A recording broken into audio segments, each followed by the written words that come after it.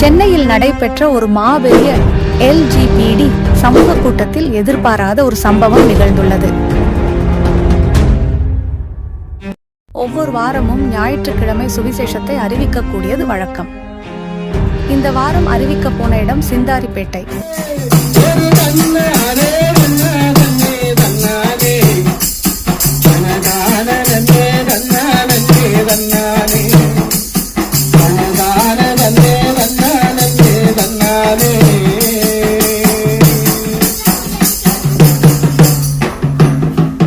அங்குதான் தெரிய வந்தது LGBT அமைப்பை சார்ந்தவர்கள் பேரணியாக வருவதாக தகவல் கிடைத்தது.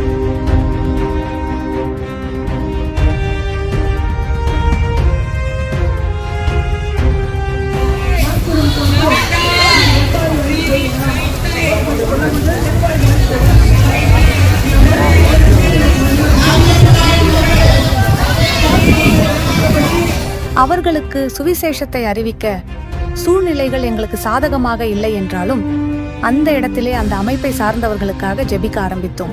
நோவாவினுடைய நாட்களில் வெளிப்பட்ட காரியங்கள், லோத்தினுடைய நாட்களில் வெளிப்பட்ட காரியங்கள் இந்த கடைசி நாட்களிலும் வெளிப்பட்டுக்கிட்டு இருக்குதப்பா. நாங்க வாழ்ந்து கொண்டிருக்கிற இந்த நாட்களிலே அது வெளிப்பட்டுக்கிட்டு இருக்குது. இந்த வேத வசனம் அது பாவம் என்று சொல்லப்பட்டிருக்கிறது. நாங்கெல்லாம் ஒருமனப்பட்டு நாங்கள் ஜெபிக்கிறோம். எல்லாம் சேர்த்து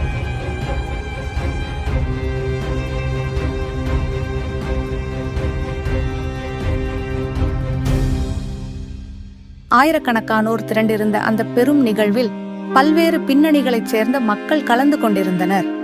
அந்த சூழலில் தேவ ஆட்டுக்குட்டி திருச்சபையின் சார்ந்த சுவிசேஷ குழுவினர்கள் துணிச்சலுடன் முன்னே வந்து இயேசு கிறிஸ்துவின் அன்பு, மன்னிப்பு, நம்பிக்கை மற்றும் இரட்சிப்பின் நற்செய்தியை அமைதியாகவும் மரியாதையுடனும் பகிர்ந்து கொண்டனர்.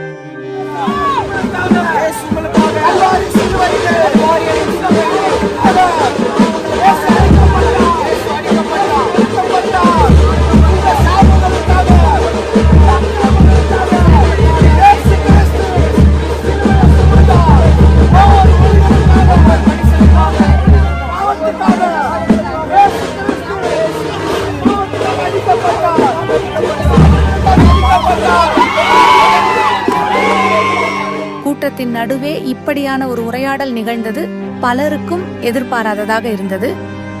பலரும் தயங்கும், சிலர் பேசவே அஞ்சும் ஒரு சூழலில் இயேசுவின் செய்தியை கோபமின்றி, வாதமின்றி, அன்போடு எடுத்துச் சொன்ன அந்த அனுபவம் மிகவும் தனித்துவமானதாக இருந்தது.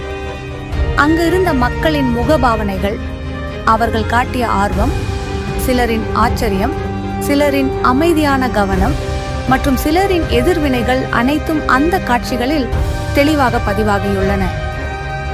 சிலர் கேள்விகள் கேட்டனர், சிலர் கவனமாக கேட்டனர், இன்னும் சிலர் தங்கள் கருத்துக்களை வெளிப்படுத்தினர். இருந்தாலும் முழு நிகழ்விலும் மரியாதையும் அமைதியும் காக்கப்பட்டதாக காணப்படுகிறது. அங்கு உண்மையில் என்ன நடந்தது? அந்த சந்திப்பில் பேசப்பட்ட முக்கியமான விஷயங்கள் என்ன?